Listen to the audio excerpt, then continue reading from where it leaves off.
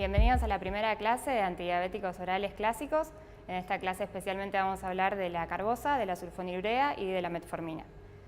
Como introducción sabemos que la prevalencia de la diabetes en América Latina es del 7 al 8% y que los pacientes diabéticos tienen un riesgo muy aumentado a nivel cardiovascular y suelen fallecer a consecuencias justamente cardiovasculares. Incluso es muy común encontrar un mayor aumento del riesgo cardiovascular en estos pacientes ya al momento del diagnóstico por presentar síndrome metabólico con todas las comorbilidades que esto significa. Con lo cual es importante no solamente mantener un estricto control de la glucemia para un buen control del diabético, sino también a nivel de todos los factores de riesgo cardiovascular que presenta el síndrome metabólico ya conocido.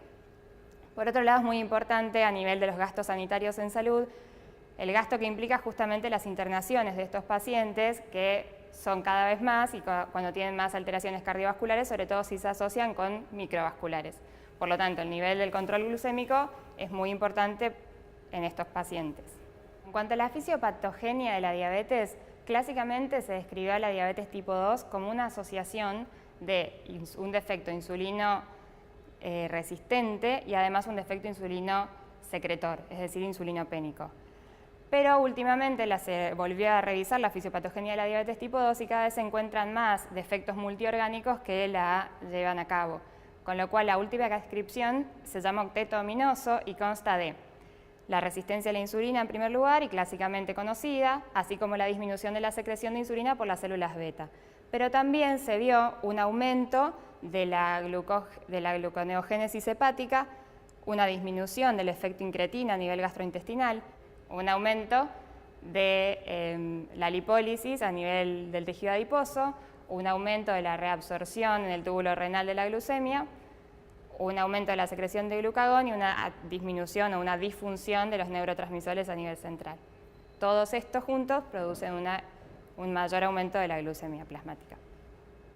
Bueno, en cuanto al inicio del tratamiento de un paciente diabético, clásicamente se decía que uno debería empezar solamente con cambios terapéuticos en el estilo de vida y esperar a ver si funcionaban o no. Pero tanto la Asociación Americana de Diabetes como la Asociación Europea del Estudio de la Diabetes consensuaron en que es más importante, al momento del diagnóstico del diabético tipo 2, empezar no solo los cambios terapéuticos en el estilo de vida, sino asociar el tratamiento con metformina para lograr un mejor control glucémico. Este control glucémico se evalúa con la hemoglobina glicosilada, que tiene que estar en valores adecuados en 3 o como mucho 6 meses del tratamiento. En cuanto a la fisiopatogenia de la diabetes, como ya vimos, hay varios sitios de daño o de defecto, mejor dicho, multiorgánico, donde uno puede actuar con las diferentes drogas. Entonces podemos tener diferentes acciones. La clase de hoy se basa sobre todo a nivel intestinal, lo que hacen los fármacos es inhibir la absorción de la glucosa. Esto producen los inhibidores de las alfa-glucosidasas como la carbose. Otros fármacos es a nivel de la secreción de la insulina, estos son los denominados secretagogos, de los cuales hoy vamos a hablar de las sulfonilureas. También están las meglitinidas, que es objeto de otra clase. Y a nivel de los tejidos periféricos, la acción de la insulina, uno puede actuar en el órgano blanco, aumentando la sensibilidad. Estos son los insulinos sensibilizadores, dentro de ellos la metformina, que es una biguanida.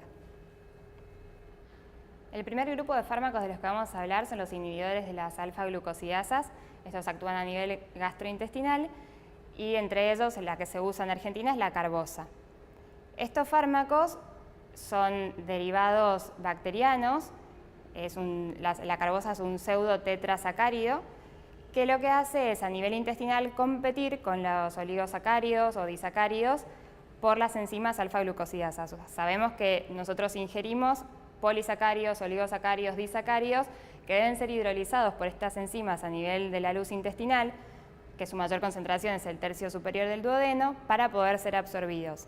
Estos tetrasacáridos interactúan inhibiendo la acción de estas enzimas, con lo cual disminuye la biodisponibilidad de monosacáridos para ser absorbidos y así disminuye la concentración de glucemia.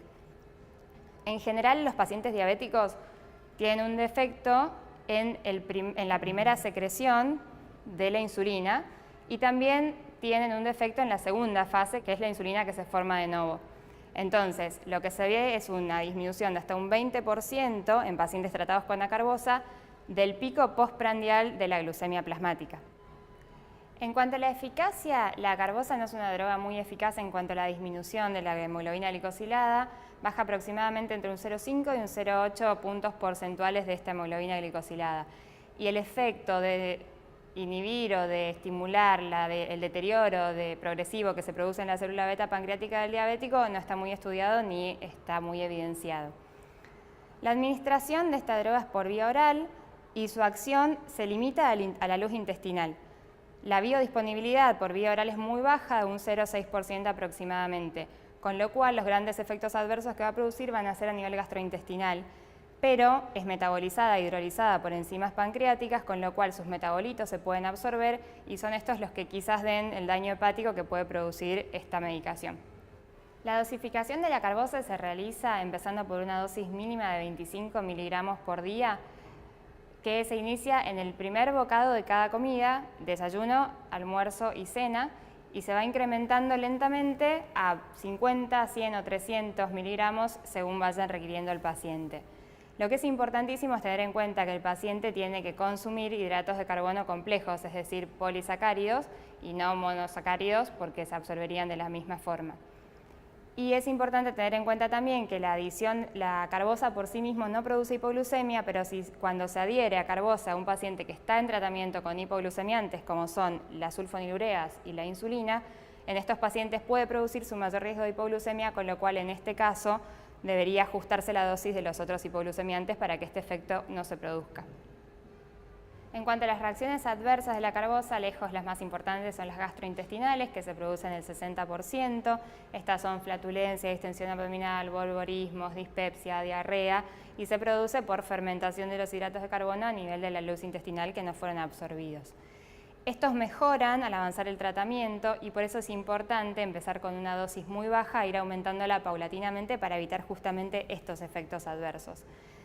Se sabe que además, como dijimos antes, por sí mismas la carbosa no produce hipoglucemias, pero al asociarse con otros hipoglucemiantes puede producirla, entonces podría considerarse un efecto adverso por interacción con otras drogas. A su vez produce una mayor producción de ácidos grasos de cadena corta a nivel colónico que podrían absorberse a nivel intestinal y aumentar su concentración plasmática.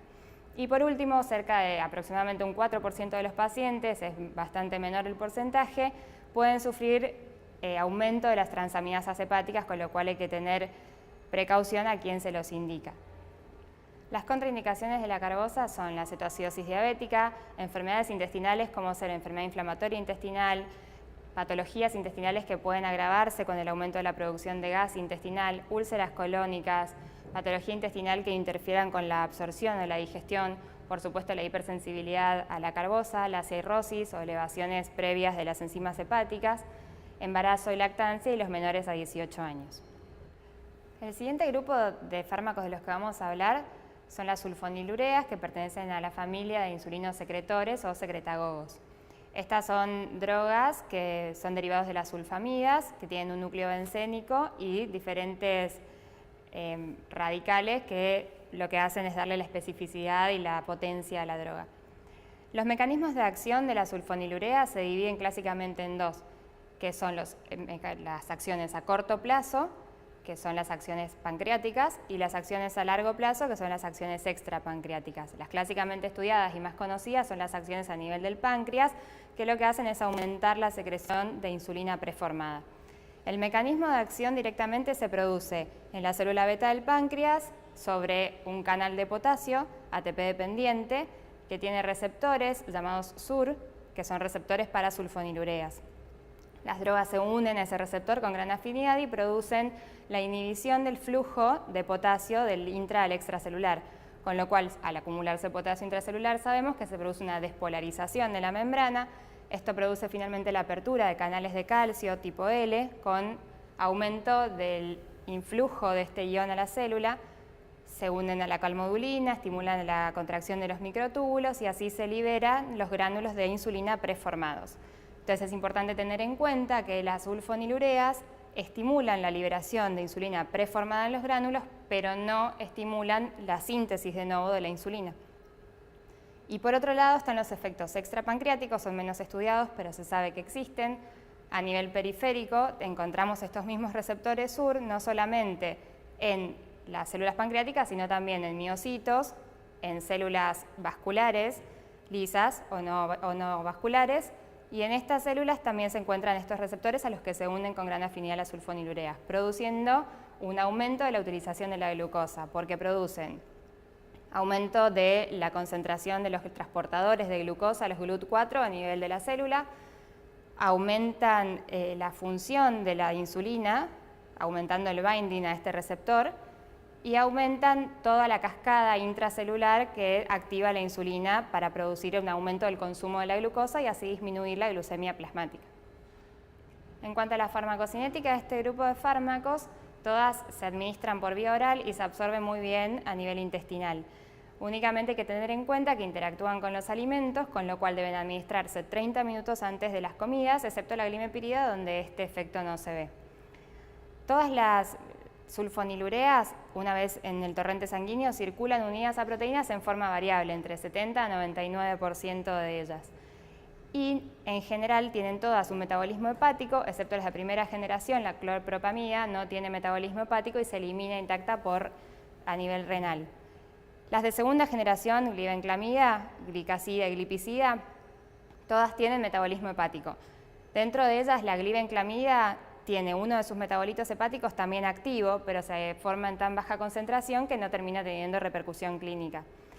La glipizida es una de las drogas de más corta duración de acción y todos sus metabolitos son inactivos, con lo cual es la droga de elección de los pacientes con insuficiencia renal crónica. La eficacia de las sulfonilureas es muy importante, pueden reducir la concentración de hemoglobina glicosilada, se dice hasta un 2.5%, pero el promedio es 1.5 puntos porcentuales de la hemoglobina glicosilada, siempre y como todos los fármacos en diabetes, según el valor de la hemoglobina glicosilada al inicio del tratamiento. Lo que tienen de particular las sulfonilureas respecto de las otras drogas hipoglucemiantes es que producen una disminución relativamente rápida de la glucosa con mejoría clínica en corto plazo. Lo que sí también pasa con muchos de los fármacos antidiabéticos, es que con la duración del tratamiento y a medida que avanzan en el tiempo, van perdiendo su capacidad hipoglucemiante y el paciente va siendo más resistente a estas drogas. Y hay un tema muy importante con las sulfonilureas, que sería que aumentan la relación entre proinsulina e insulina. Esto es una marcación de estrés de la célula pancreática, con lo cual se dice, aunque no está totalmente evidenciado, que aumentarían o harían más rápido el deterioro progresivo de la secreción de la célula beta. La clasificación de estas drogas se dividen en de primera, segunda y tercera generación. La clásica droga de primera generación que todavía se utiliza es la clorpropamida. Las de segunda generación, como todas las sulfonilureas, tienen una estructura química similar, pero tienen mayor actividad farmacológica, con lo que permite disminuir la dosis, y esto es muy importante. Acá tenemos glibenclamida, glipizida y glicazida. Y de tercera generación, con mayor actividad farmacológica aún, está la glimepirida. Por otro lado, considerando su vida media, se pueden dividir en de vida media corta, que es la glipizida, de vida media intermedia, que es la glibenclamida y la glicazida, y de vida media prolongada tenemos la clorpropamida y la glimepirida. Resumiendo, dentro de las familias de las sulfonilureas podemos observar que la glimepirida y la clorpropamida son las dos que tienen acción prolongada, con lo cual permiten una administración de una toma diaria. Por otro lado, la única que tiene metabolismo directamente renal sin una transformación hepática es la clorpropamida, por lo que hay que tener en cuenta en los pacientes con trastornos renales. Y otra cosa a tener en cuenta es que la glibenclamida tiene un metabolito activo, pero que por su poca producción no tiene repercusión clínica. Y la glipizida, como podemos ver, tiene una duración de acción muy corta, con lo cual es la elegida para los pacientes con insuficiencia renal crónica. Las contraindicaciones absolutas de la sulfonilurea son la diabetes infanto-juvenil y la acidosis o el coma diabético. Y las contraindicaciones relativas son las infecciones graves, la cirugía mayor, el adelgazamiento, la diabetes secundaria, pancreatectomía y el embarazo. En cuanto a las interacciones que se producen con las sulfonilureas, podemos dividirlas en las drogas obviamente que aumentan la respuesta hipoglucemiante y las drogas que disminuyen esta respuesta hipoglucemiante. Tenemos dentro de esas interacciones farmacocinéticas, como son las sulfonamidas, los salicilatos y derivados y los fibratos, que por ejemplo desplazan a las sulfonilureas unión a las proteínas. También el alcohol puede producir un aumento de del consumo de la glucosa, por lo cual aumenta la hipoglucemia. Y dentro de las drogas que disminuyen la actividad hipoglucémica tenemos hormonas de contrarregulación como son los glucocorticoides y otras hormonas que producen aumento de la glucemia como son los estrógenos, los anticonceptivos orales, las hormonas tiroideas. Y además tenemos antihipertensivos, clorpromacina, ácido nicotínico, isoniazida e inmunosupresores. En cuanto a los efectos adversos de estas drogas, los más importantes a tener en cuenta son las hipoglucemias. Afortunadamente solo se ven en un 6% de los pacientes que las consumen. Estas hipoglucemias son importantes porque pueden alcanzar el estado de coma y producen una mortalidad hasta en el 10% de las hipoglucemias producidas. Por supuesto hay que tener en cuenta la farmacocinética de las drogas para saber administrarlas en casos de insuficiencia cardíaca, insuficiencia renal o hepática, cuál es la droga de elección. Y a tener en cuenta, este efecto adverso de hipoglucemias es más frecuente en ancianos, es más frecuente en el ayuno prolongado o en el ejercicio intenso. Otras son el aumento del peso corporal. Este es un efecto adverso también a tener en cuenta en los pacientes diabéticos tipo 2, que justamente lo que uno necesita es que disminuyan el peso. Este aumento del peso corporal se ve por el aumento de la producción de insulina y puede ser hasta 2 kilos al inicio del tratamiento. Después hay reacciones cutáneas de diversa característica y reacciones intestinales como náuseas, vómitos, diarreas. Y estos dos, las cutáneas y los gastrointestinales, son los más frecuentemente vistos con las sulfonilureas. En la administración conjunta con el alcohol se puede ver un efecto disulfirámico y algunos autores describieron una acción de la sulfonilurea símil hormona antidiurética, con lo que se puede ver hiponatremia. Por último, el último grupo de fármacos al que nos vamos a dedicar son los insulinos sensibilizadores, la familia de las biguanidas, y la más importante dentro de estas y la que se usa actualmente, es muy utilizada en la diabetes tipo 2, es la metformina. También pertenecían a esta familia la fenformina y la buformina, pero fueron eliminadas del mercado por sus importantes efectos adversos. Es importante tener en cuenta que la metformina es un antidiabético antihiperglucemiante, pero no hipoglucemiante, no produce hipoglucemias, porque no afecta la secreción de insulina del páncreas, pero a su vez tampoco puede actuar si no hay insulina. El mecanismo de acción y las acciones farmacológicas que produce son sobre todo a nivel hepático, a nivel periférico, aumentando la sensibilidad de la insulina. Y lo que se puede ver es un aumento de la expresión de los transportadores de la glucosa GLUT4. A nivel hepático también va a producir un aumento de la glucogenogénesis y de la glucólisis y una disminución de la gluconeogénesis y de la glucogenólisis. Otra cosa que se puede ver es que a nivel intestinal pareciera que reduce la absorción de la glucosa. Este efecto se demostró en ratones, pero no está muy demostrado en seres humanos. Y otra cosa que parece producir es un aumento de la expresión de GLP-1 actuando con un efecto símil incretina.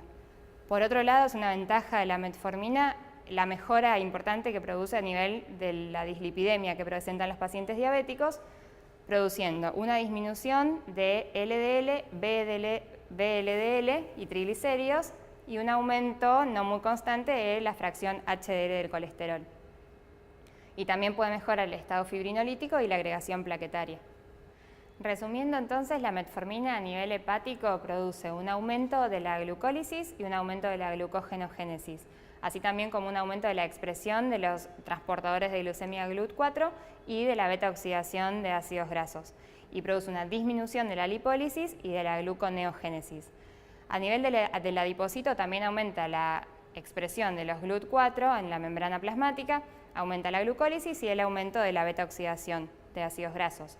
Y en el músculo también produce lo mismo, aumento de los GLUT4, aumento de la glucólisis, también produce un aumento de la glucogenogénesis a nivel muscular y un aumento de la beta-oxidación de los ácidos grasos. En cuanto a la farmacocinética, la metformina se administra por vía oral y se absorbe muy bien en el intestino delgado. No se fija proteínas y no sufre una biotransformación importante. Y hay que tener en cuenta la corta vida media que presenta, que es entre 1.3 a 4 horas y media, con lo cual la forma de administración va a tener que ser 2 veces por día o incluso hasta 3 veces por día, excepto que se utilicen formas de liberación prolongada de la metformina. Esta droga se elimina por vía renal y se elimina de forma activa en un 90% a las 12 horas de haberse administrado. Es una droga muy eficaz al disminuir los niveles de hemoglobina glicosilada. Como todas las drogas depende del valor inicial de la hemoglobina glicosilada, pero puede reducir hasta un 2% de la hemoglobina al inicio del tratamiento.